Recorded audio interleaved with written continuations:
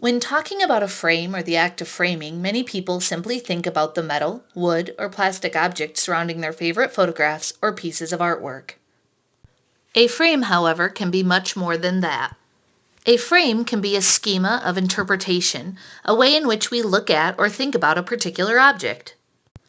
Let's look at some examples. Here is a picture of someone resting their arm on a clock. Here is a still life photo of some flowers and grapes. Here's an image of some grand Greek statue. And finally, a woman awaiting her date for the masquerade ball. You have interpreted these images based on what I chose to show you and what I told you that you were looking at. Now let's look at these pictures again the way that the artist Joel Peter Witkin intended for them to be shown. Possibly the most disturbing change is that we now see the arm resting on the clock is severed and new strange items have been introduced. How we viewed the original pictures is now changed because they are now framed differently. Frames do not come in visual form alone, but can also be in words or knowledge.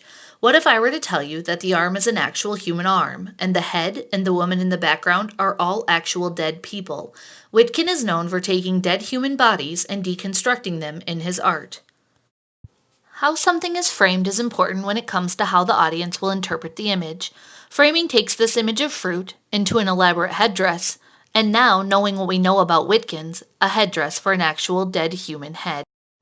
Frames give us context and a particular way of seeing the images around us.